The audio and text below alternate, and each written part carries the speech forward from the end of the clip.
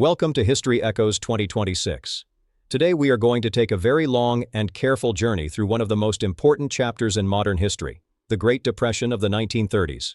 And we will trace every major thread of how it began, how it spread, how deep it cut, how people and governments tried to respond, what worked and what failed, and above all, why so many of the same forces and patterns are visible again in the world of 2026. We will move slowly, explain each piece clearly, and add as much detail as possible so you can see the full shape of the story. There is no need to rush. This is not a summary.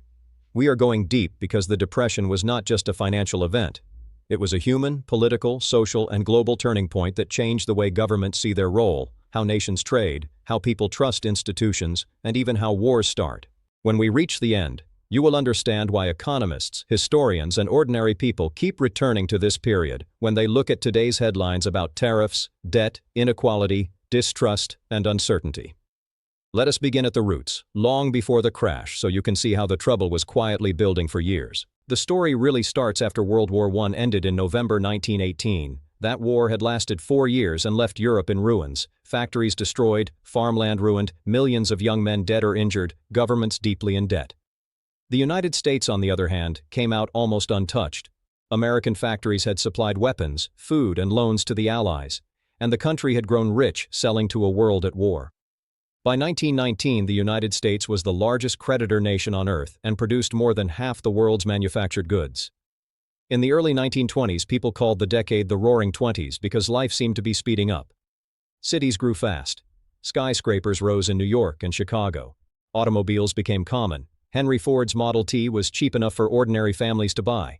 Radios brought news, music, and sports into living rooms. Motion pictures turned into a huge industry. Women won the right to vote in many countries, including the United States in 1920, and fashions changed quickly. Many families started buying things on credit, installment plans, because wages appeared to be rising, and the future looked bright. On Wall Street, stock prices climbed year after year. Ordinary people who had never invested before began buying shares, often with borrowed money from brokers. Banks were happy to lend because they earned interest, and almost everyone believed the good times would continue forever. But underneath the surface, serious weaknesses were growing.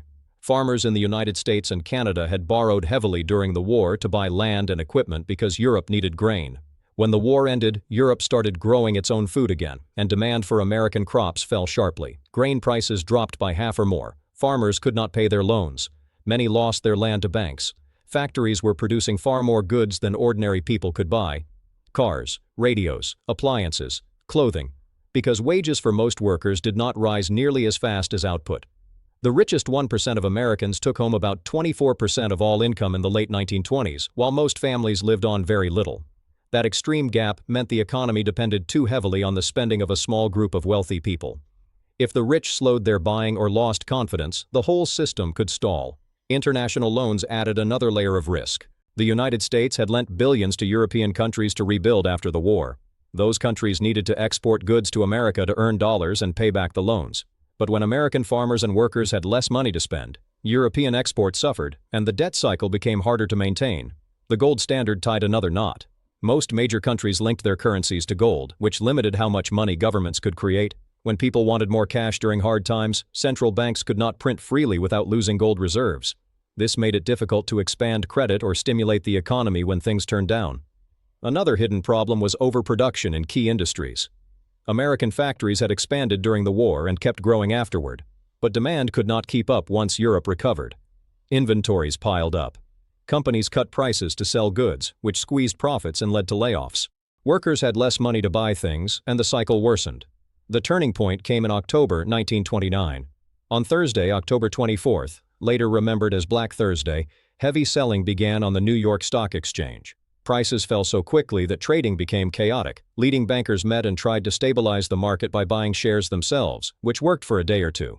But the panic returned stronger. On Monday, October 28th, and Tuesday, October 29th, Black Monday and Black Tuesday, the market collapsed completely. In 2 days, the value of stocks dropped by about 25%. In a few weeks, the market had lost nearly half its value. Billions of dollars in paper wealth vanished. People who had bought stocks on margin, borrowing most of the money, could not cover their debts. Brokers sold their shares to repay loans, driving prices even lower in a vicious circle. The crash destroyed confidence overnight. Banks that had lent money for stock purchases faced losses. When borrowers could not repay, banks became short of cash. People who had deposits in those banks grew afraid and rushed to withdraw their savings. Bank runs. Between 1929 and 1933, more than 9,000 banks in the United States failed. When a bank closed, depositors lost everything they had saved because there was no insurance.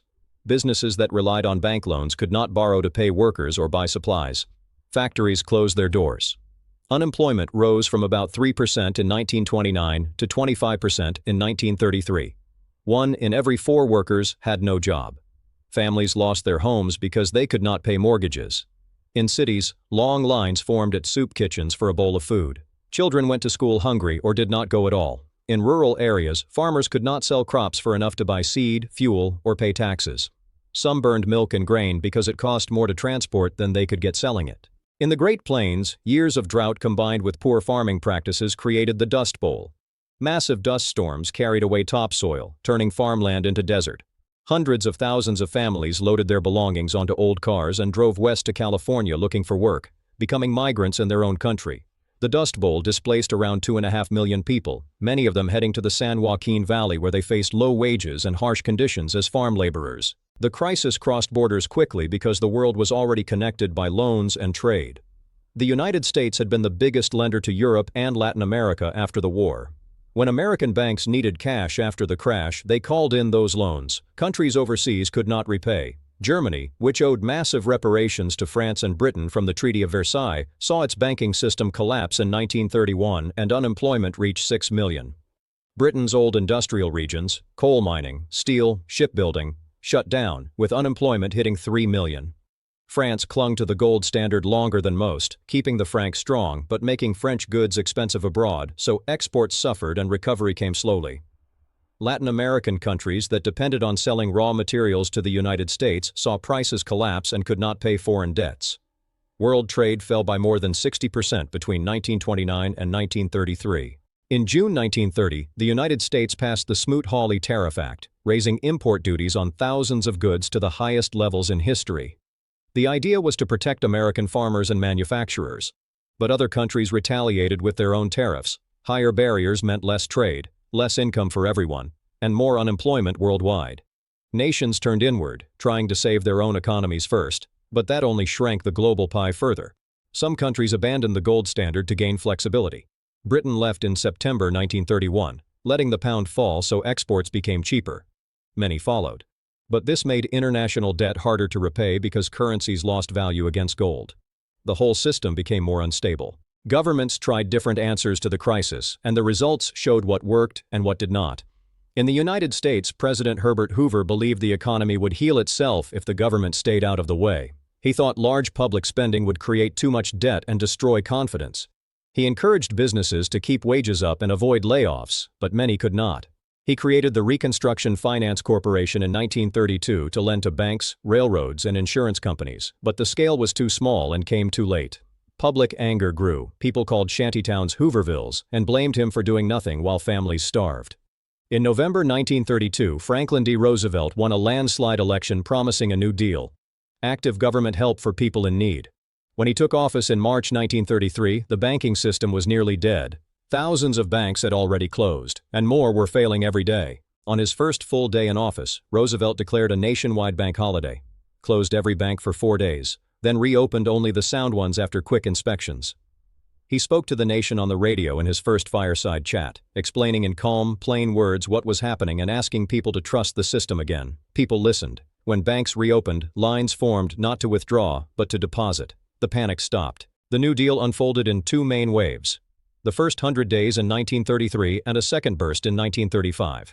Relief came first. The Federal Emergency Relief Administration gave money to states to help the unemployed. The Civilian Conservation Corps hired young men aged 18 to 25 to plant trees, build parks, dig ditches, fight forest fires, and control soil erosion.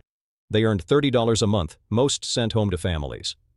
The Works Progress Administration, started in 1935, paid people to build roads, schools, bridges, airports, post offices, swimming pools, and even murals and plays. 8 million Americans worked on WPA projects over 8 years.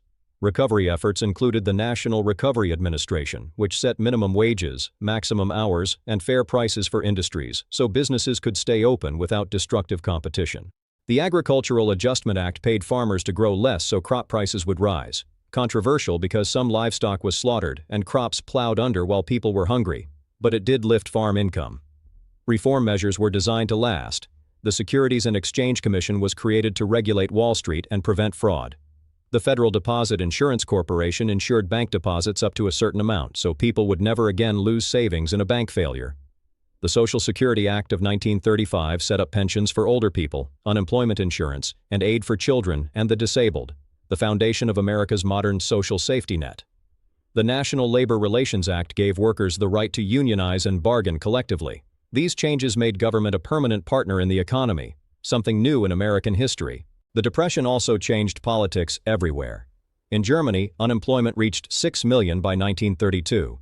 The Weimar Republic looked weak and unable to fix the pain. Adolf Hitler and the Nazi Party promised jobs, national pride, and revenge against the Versailles Treaty.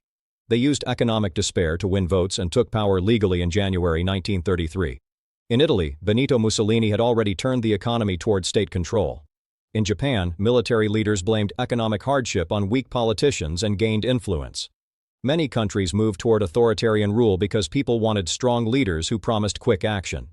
The Depression showed that when ordinary people lose faith in democracy and markets, they look for simple, forceful answers, sometimes dangerous ones. One of the clearest lessons is what happens when countries raise trade barriers. The Smoot-Hawley tariffs triggered retaliation around the world. Global trade fell sharply, incomes dropped, and unemployment rose higher than it would have otherwise.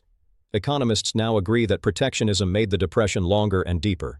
Another lesson is the danger of letting banks fail without help. When thousands closed, money vanished from circulation, people could not spend, businesses could not borrow, and the economy froze. Roosevelt's bank holiday and deposit insurance stopped the panic and restored trust.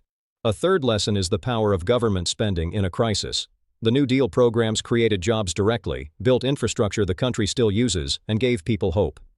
Some historians argue the New Deal did not fully end the Depression. Massive military spending for World War II finally did, but it prevented complete collapse and changed society forever. Social security, labor rights, banking rules, and the idea that government should act when markets fail are all legacies of those years. Now let us turn to 2026 and see why these echoes are so strong today.